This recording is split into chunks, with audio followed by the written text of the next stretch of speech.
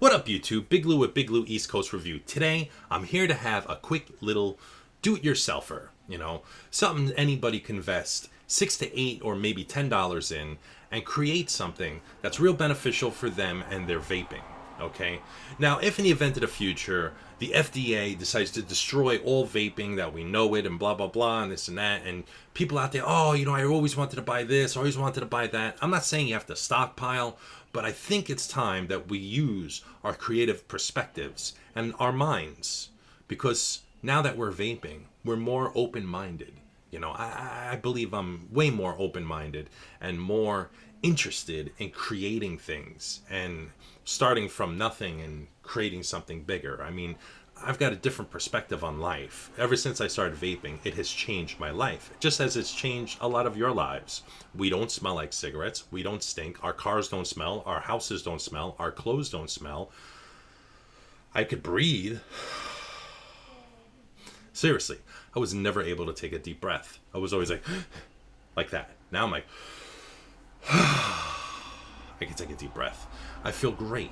Okay, this is not a testimony on what vaping has done, but this is only a retrospect of what vaping has now created in my life. Now, yeah, I walk around with a mod 90% of the day. Okay, and whether it be a Hexone box mod, or it's a King version 2, or the Poseidon RDA, or if I'm walking around with a quad coil, a dual coil, single coil, vertical coils, whatever, As we progress in vaping, I like to believe it becomes some sort of like a hobby. So when you're into something that's like a hobby, it simply becomes something where we become more creative.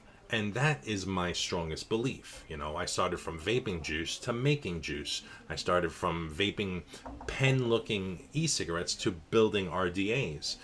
Then from building RDAs, I says, there's got to be some more I can do. Therefore, I decided it was time that I create my own jig. This is my Coil jig. I just finished it today. Okay? And I've already practiced a bunch of coils on it, and I like it. Okay? Now, for those of you who don't know, this is a piece of wood. It's a piece of cedar. Okay? This started off as just a plain old block of cedar. Okay, this is 1 3/4 by 1 3/4. If you go to Home Depot and you look it up, it's 2 by 2 cedar. Okay, now cedar, it's very, very light, very light. That's the reason why I chose cedar, and it smells like a hamster cage. Okay, cedar chips, it smells like cedar. So it's very super lightweight, and it's not that strong, but the stronger woods are heavier woods, and I don't like heavy. And if I'm going to carry this around my little marsupial, my little vaping man bag or vaping man purse that I carry around, I don't want it to be heavy, and I don't want it to weigh down. Actually, the heaviest thing on here are these screws. That's it. Okay. So to get into the build, what I've got here, well, it's like I said, 1 3/4 by 1 3/4. Okay. And it says Big Lou's jig that I basically burnt on there with a soldering gun. I just had a soldering gun. I just let it heat up and wrote my name in there. Just stabbed the wood little by little, and I got Big Lou's jig. You can see the stab marks in the wood. Then I took a Bernzomatic torch, this thing. This is what I heat up my coils with. And I figured, you know what? What could be better than to take this color wood, and instead of staining it with a chemical, I decided I was going to naturally burn it to give it like this cool type of burnt look to it. I like it. I burnt it and then I sanded it down a little bit. Then after I was done sanding it down and burning it and all that other stuff, I took Rust-Oleum Clear, Ultra Cover, Gloss, Shiny, to make it shiny. I like the shiny look, and plus it feels nice in my hands. Now, you don't have to use gloss. You could use matte, you could use satin, whatever you choose, whatever you want. Okay? Now, how does this work as a coil jig? Well, it's very simple. I took a 1/4-inch drill bit, right?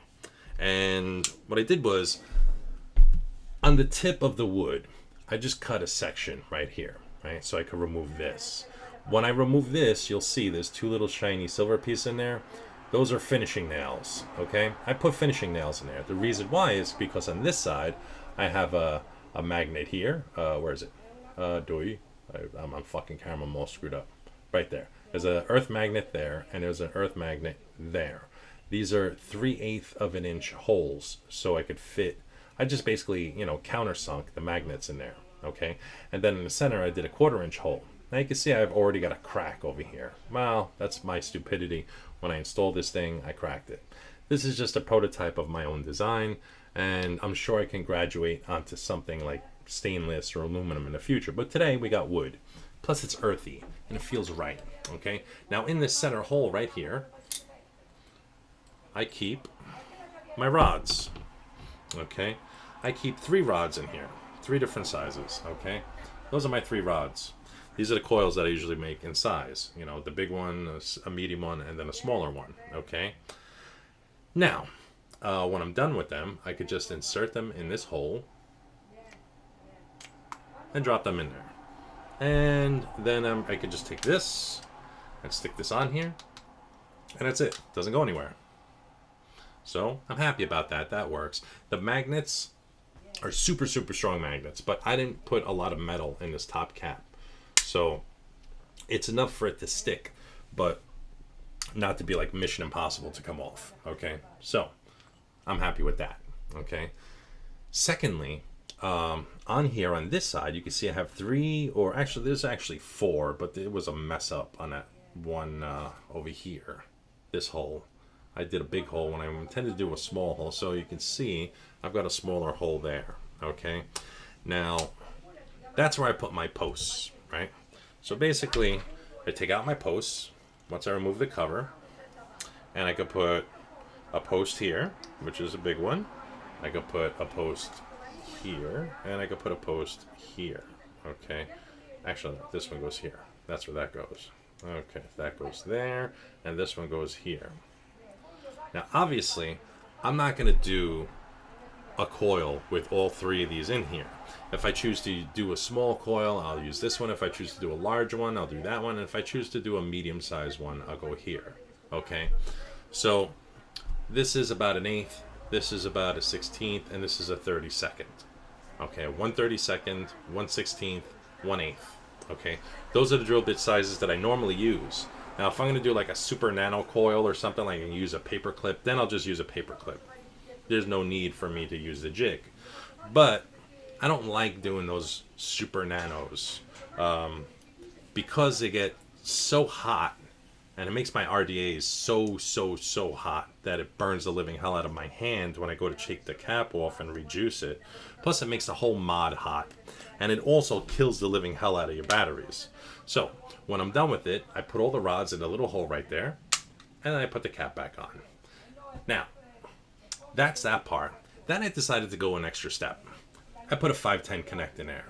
And where did I get the 510 connect? Well, all it is just a simple adapter. It's a 510 adapter, okay? I used to use adapters all the time because my MVP version 1, it would, the connect never really would connect with my iClear 30s. It would drive me nuts. So I used to put the adapter on my MVP and then put the iClear 30 on that, and then I'd have a good solid connection. On occasion, I have that issue, if I can find the fucking thing. With my Hanamod. This thing sometimes does not make perfect connection with a lot of RDAs or a lot of clones. It may screw in, it may go flush, but then the pin doesn't make connection, and that drives me nuts. Therefore, I took the 510 adapter, I drilled a quarter, is it a quarter? No, it's a, let me see, it's a, I think it's a, it's a 3/8, is it? Yeah, 3/8 hole, 3/8 drill bit I used right there. And drilled the 3/8 drill bit. I put some crazy glue in there, and I pushed the 510 connect down in there. So now I can while I'm doing a build, or if I'm currently working on something, or whatever the case is, I take an RDA, I can screw it in here, it doesn't go anywhere, it's in there, and that's good. And so I can make my coils on one side, and I can have my RDA on another, okay? So that doesn't go anywhere, and I'm stoked about that, okay? So that's a plus. Plus, if I lay this flat on the table, it'll be at eye level to me, my RDA. So that would be good. Well, not eye level, but it'll be higher than me looking all the way down. I can just, I could work at a good level, at a good height. Okay. Now, if you want to buy these parts, it's simple. The wood didn't cost me anything really. I mean, it was like $2, something like that, $1.50. I bought these nuts. These are called T-nuts, and if you look at them, they have little hooks on the edges. I'm gonna change my focus so you can see this. Let's see. Go into my focus mode, and there's my focus. Okay. So basically, you can see it's got these little hooks that stab themselves into the wood that'll hold them in place. Okay. And this is a number 20 1/4-inch T-nut. Okay. So if you go there, ask for a number 20 T-nut if you go to Home Depot or Lowe's. Okay. So you get T-nuts. You get the cedar, right, which costs like next to nothing. And then you get the T-nuts. And then you got to get 1/4-inch screws, which I happen to have 1/4-inch screws laying around from my old photo gear. This is my old photo gear. It's a screw that has from some old photo gear. But you could pick up butterfly nuts or bolts at Home Depot as well. And as long as they're 1/4-inch, they'll fit into those threads. Now I got 3 options of tying the wires down, 1, 2, and 3. So I can, I could work at this hole and this hole and this hole without stretching a lot of canthal across a piece of wood. I could have just put one hole in the center and put one wire going here, one wire going there, one wire going there. I could have done it any which way possible. Doesn't matter, I could have done it another way. I could just utilize the center hole, put a post in it, and have a screw long enough that goes all the way through that holds the post in place and also acts as a wire hold. I could have done that, but I like the 3. The way I've got them going like that. So we have the big hole in the center, we have a small hole over here, and then we have a medium-sized hole over there. And that's about it, really. I mean, it doesn't take rocket science to do this. All I had was a piece of wood and some extra parts laying around, and then I made my own coil jig. So if anybody's feeling creative on the weekend, you want to create your own coil jig, feel free. There's no patent on this. I don't have a patent on this. I'm not going to patent. This is a piece of wood. This is just friendly advice I'm passing out from me to you, and that's about it. So I'm sure that once this video is released, there's going to be some retard out there that's going to put a claim to fame saying he made this. But you know what? I don't really care. So for my subscribers out there, if you want a coil jig and you want to make it yourself and you don't want to spend $40 on a piece of aluminum, or like, this that I bought that you could see, I use it as a hammer now. See all them scratches and everything in it? I use this as a hammer. This is temperamental. This gets on my nerves, this thing. Plus, I don't know. I'm just irritated using this. This, believe it or not, this little puck is heavier than this piece of cedar. And this piece of cedar is gigantic. I mean, look at the difference in size. I mean, this is lighter than this. How can that be, When I had this in my pocket, it was just, I have a mod in one pocket, this in another one. The other pocket, I have a spool of coil, a spool of canthal. And then another pocket, I got a screwdriver. And then I moved up to like a backpack with all this stuff packed in there. I don't want to do all that. So you know what? This eliminates a lot of waste for me. And it's wood. And I love wood because wood is natural. It's real. It was once alive, and now here it is. I created a jig from it. So from me to you, YouTube, be creative. Invest $10 of your money. Go to Home Depot. Buy the parts you need. Not a big deal. Peace out, and talk to you later. Oh, and one last thing. The rods that I used for the coil jigs are these thin little rods. And these thin little rods are found in the hardware section as well. They're called music wire.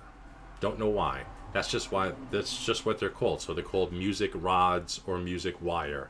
You can get them in brass, you can get them in aluminum, or you can get them in steel. So from me to YouTube, peace out.